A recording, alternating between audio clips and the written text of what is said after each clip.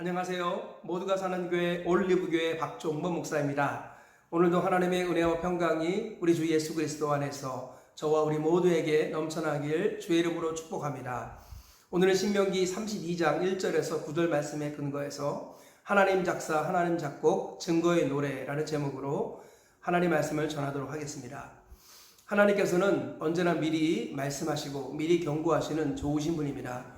우리가 수리형 인생 되지 말고 정비형 인생 되라고 하나님께서는 앞으로 될 일들을 미리 경고하시고 미리 말씀하셨습니다. 마치 자녀의 앞날을 내다보며 부모가 미리 주의를 주고 경고를 주듯 하나님은 세심하게 앞으로 될 일들에 대해서 이스라엘 백성들에게 항상 먼저 말하시고 먼저 교훈을 주셨습니다. 가나안 땅에 건너가서 차지할 땅에서 행할 규례와 법도를 하나님께서 신명기 내내 말씀하셨습니다. 단순 반복 지속적으로 말씀하시면서 우리가 하나님의 자녀답게 백성답게 살 것을 하나님께서 말씀하셨습니다. 그러나 또 다른 한편으로 하나님께서는 이스라엘 백성들이 가나안 땅에 건너가서 범죄할 것을 아셨습니다. 하나님을 떠나고 우상을 섬기며 그것들에게 절할 것을 아셨기 때문에 하나님께서 가슴 아픈 마음으로 증거의 노래를 작사 작곡하셨습니다. 그리고 모세를 통해 이스라엘 백성들에게 들려주셨습니다. 오늘 신명기 32장은 바로 하나님 작사, 하나님 작곡, 증거의 노래입니다. 이스라엘 백성들이 하나님을 떠났을 때 이 노래를 기억하며 하나님의 말씀을 기억하고 그리고 결과적으로는 다시 돌아오라는 그런 마음으로 하나님께서 이 노래를 불러주셨습니다. 오늘 하나님 작사, 하나님 작곡, 증거의 노래를 통하여서 하나님께서 우리에게 주신 음성을 들으시기를 주의 이름으로 축복합니다. 먼저 이 말씀을 간단하게 살펴보도록 하겠습니다. 첫째로 하나님 말씀은 단비와 같고 이슬과 같다고 말씀하고 있습니다. 오늘 본문 1절과 2절에 이렇게 말씀합니다. 하늘이여 귀를 기울이라 내가 말하리라 땅은 내 입의 말을 들을지어다 내 교훈은 비처럼 내리고 내 말은 이슬처럼 맺히나니 연한 풀 위에 가는 비 같고 채소 위에 단비 같도다. 하나님의 말씀을 비와 이슬 이렇게 비유하였습니다. 비와 이슬은 이스라엘에게는 생명을 상징합니다. 이 고대 근동의 지역에서 비와 이슬이 생명이 살아가는데 가장 필요한 것이라고 성경은 말씀하지요. 그래서 하나님의 말씀을 비와 이슬로 비유하는 것은 하나님께서 하시는 그 말씀이 생명과도 같다라는 것을 의미합니다.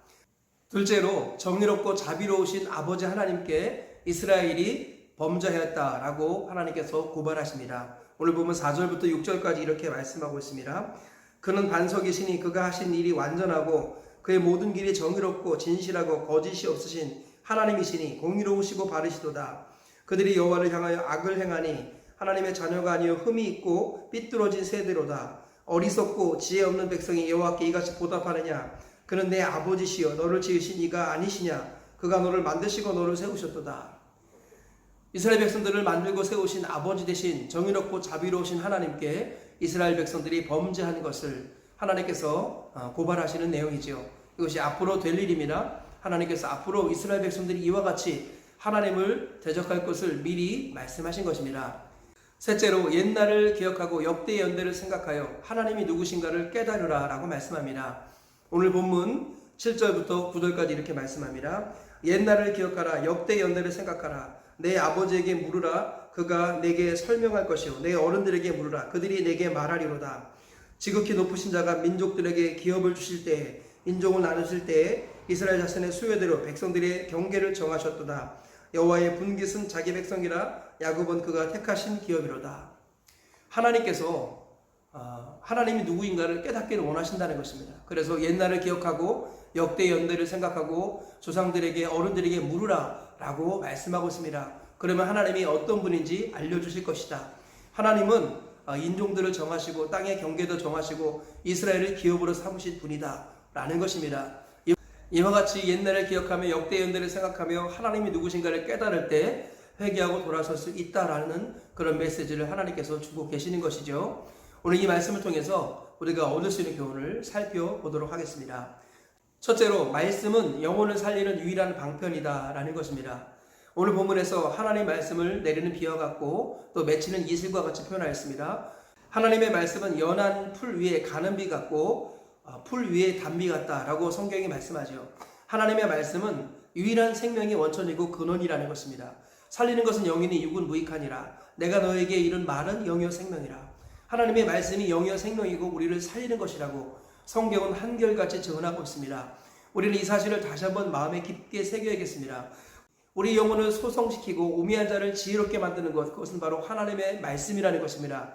하나님의 말씀이 영혼을 살리는 유일한 방편이요 길이라는 것을 우리가 잊지 말아야겠습니다. 그러므로 내가 사는 길, 첫째는 하나님의 말씀을 가까이 하는 것입니다. 복이 있는 사람은 여호와의 율법을 즐거워하여 그 율법을 주야로 묵상하는 사람이지요. 그러면 왜 복을 받습니까? 하나님의 말씀이 그의 영혼을 붙들기 때문입니다. 말씀이 그 안으로 들어와서 그를 읽고 그를 해석하며 그 가운데는 죄를 제거해주고 하나님을 사랑하도록, 영이 살아나도록 도와주는 것, 그것이 바로 하나님의 말씀이기 때문입니다. 내가 사는 길은 말씀밖에 없다라는 것입니다. 또 하나 다른 사람을 살리는 것도 말씀밖에 없다라는 것입니다. 우리는 다른 사람들에게 착한 행실, 좋은 행실을 통해서 그들의 마음을 여는 것이 중요하죠. 그러나 결과적으로 하나님 말씀을 전하지 않으면 아무것도 아닙니다. 하나님의 말씀이 없으면 생명은 살아날 수 없다라는 거예요. 우리의 착한 행실로 영혼이 구원받는 게 아닙니다. 하나님의 말씀이 그 영혼을 구원하는 것입니다. 그러므로 우리는 착한 행실을 통하여 마음의 문을 열고 결과적으로 말씀을 전해야만이 영혼이 살아나는 것입니다. 살리는 것은 바로 하나님의 말씀이기 때문이다 라는 것이죠. 우리가 항상 이 사실을 기억해야겠습니다. 오늘도 내 영혼이 살기 위해 말씀을 가까이 하시기를 축복합니다. 그리고 다른 영혼을 살리기 위해서, 자네의 영혼을 살리고 이웃의 영혼을 살리기 위해서 하나님의 말씀을 전하는 자가 되어야겠습니다.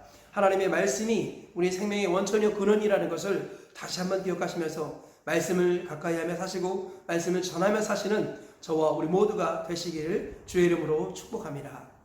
둘째로, 삐뚤어진 사춘기 자녀의 모습을 버리고 철든 그리스도인이 되라는 것입니다. 오늘 5절을 다시 한번 읽어보겠습니다. 그들이 여호와를 향하여 악을 행하니 하나님의 자녀가 아니요 흠이 있고 삐뚤어진 세대로다. 분명히 하나님이 이스라엘을 자기 자녀 삼으시고 백성 삼으셨는데 이스라엘 백성들은 하나님의 자녀가 되었음에도 불구하고 하나님을 향하여 악을 행하였습니다. 그리고 하나님은 그들을 향하여 삐뚤어진 세대다 이렇게 말씀하고 있습니다. 하나님께서 이스라엘 백성들이 삐뚤어진 사춘기 같은 세대의 모습을 보여줄 것이라고 미리 말씀하시는 거죠. 하나님은 우리가 삐뚤어진 사춘기의 모습을 벗어버리기 원한다라는 것입니다. 이 삐뚤어진 사춘기가 어떤 의미를 갖고 있습니까? 하나님에 대해서 반항하는 것입니다. 권위에 대해서 반항하는 거예요. 하나님의 말씀에 대해서 반항하는 것입니다. 반항하는 것이 삐뚤어진 세대의 모습이라는 것입니다.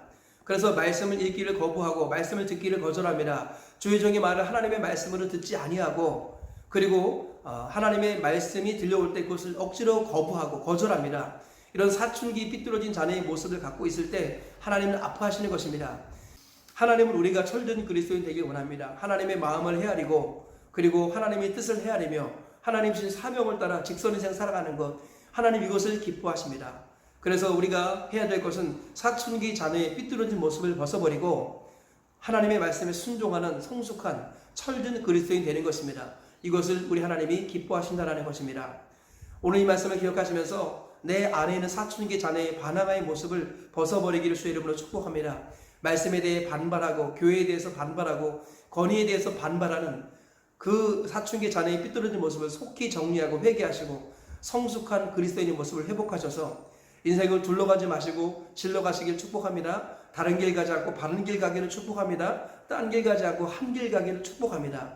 그리하여서 영광이 아닌 것에 인생을 낭비하지 말고 썩어질 것에 미련을 두지 말고 복음 전파 외에는 소망이 없는 복된 인생으로 살다가 주님께 가시기를 주의 이름으로 축복합니다.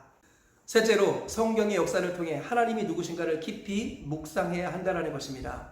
하나님께서는 옛날을 기억하고 역대 연대를 생각하라. 조상들에게 묻고 어른들에게 물으라. 그러면 그들이 대답할 것이다 라고 말씀하셨습니다. 하나님은 우리에게 역사를 주셨습니다. 이 역사라는 것은 과거와 현재의 만남이라고 할 수 있습니다. 그리고 성경의 역사는 과거의 역사를 우리에게 반복적으로 보여주며 그래서 우리가 앞으로 미래를 어떻게 살아야 할지를 보여주는 나침반과도 같습니다. 그래서 옛날을 기억하고 역대 연대를 생각하라. 조상들에게 묻고 어른들에게 물으라고 주님이 말씀하시는 겁니다. 우리는 하나님께서 우리에게 최고의 역사책인 성경을 주신 것을 믿습니다. 성경은 하나님의 말씀이지요. 기록된 성경은 바로 살아계신 하나님의 음성입니다. 하나님께서는 성경이 그리스도의 초성하고 성경이 하나님의 음성이며 성경이 발의 등이고 길의 빛이라고 말씀하십니다. 성경을 깊이 읽고 묵상하면서 성경이 기록된 역사들을 통해서 오늘 우리가 어떻게 살아야 될 것인가, 앞으로 우리가 어떻게 살아가야 할 것인가를 항상 점검하라는 것입니다. 특별히 성경 역사를 통해 계시된 하나님이 어떤 분인가를 깊이 묵상하기를 원하십니다. 많은 사람들이 하나님께서 부를 주시면 그 부의 마음을 빼앗겨서 순식간에 타락하고 하나님을 떠나고 맙니다. 왜 그렇습니까? 샘이 얕은 우물이고 뿌리가 얕은 나무이기 때문이죠. 하나님께서는 역대 연대를 생각하고 옛날을 기억하면서 우리가 샘 깊은 우물이 되고 뿌리 깊은 나무가 되기를 원하십니다. 그래야 해서 가뭄이 와도 마르지 않고 비바람에 쳐도 뽑히지 않은 그런 우물과 그런 나무가 되기를 원하시는 것입니다. 고난이 와도 흔들리지 않고 또 때로는 기쁜 일 즐거운 일이 있어도 마음에 교만하지 않고 한결같이 뿌리를 깊게 내리고 한결같이 깊은 우물 되어서 많은 사람들에게 생수가 되는 그런 삶을 살기를 원하신다라는 것입니다. 그러기 위해서는 옛날을 기억하고 역대 연대를 생각하라. 즉 성경으로 돌아가라라는 것입니다. 성경의 역사를 묵상하며 하나님이 누구신가를 깊게 생각해야 한다는 것입니다. 그럴 때 우리의 그릇이 커집니다. 마음의 그릇이 커지고 인격의 그릇이 커지고 사명이 커지게 되는 것입니다. 생활에 매이던 삶이 사명에 매이게 되고 나 자신에게 매이던 삶이 복음에 매이는 삶으로 변화되는 것입니다. 나 중심의 삶이 하나님 나라 중심의 삶으로 변화되면서 제국이 아니라 왕국을 꿈꾸게 됩니다. 그러면서 큰 사람, 큰 그릇 되어서 많은 사람을 살리고 세우는 사람이 된다라는 것입니다. 하나님께서는 우리가 성경의 역사를 통해서 하나님이 누구신가를 깊게 묵상하여 샘 깊은 우물, 뿌리 깊은 나무가 되길 원하신다는 것, 다시 한번 이 말씀을 기억하시면서 저와 우리 모두가 이 말씀 붙들고 하루를 사시고 평생을 살아내셔서 하나님이 기뻐하시는 하나님의 사람 되시기를 주의 이름으로 축복합니다. 말씀의 결론을 맺겠습니다. 하나님 작사, 하나님 작곡, 증거의 노래를 통해서 오늘 세 가지 교훈을 발견했습니다. 첫째로는 말씀이 영혼을 살리는 유일한 방편이라는 것을 잊지 말아야겠습니다. 둘째로는 삐뚤어진 사춘기 자녀의 모습을 버리고 성숙한 그리스도인이 되라는 것입니다. 셋째로는 성경의 역사를 통해서 하나님이 누구신가를 깊게 묵상하는 샘 깊은 우물, 뿌리 깊은 나무가 되라는 것입니다. 이 말씀 기억하시면서 오늘 하루를 사시고 평생을 살아내셔서 승리하는 그리스도인 되시길 주의 이름으로 축복합니다.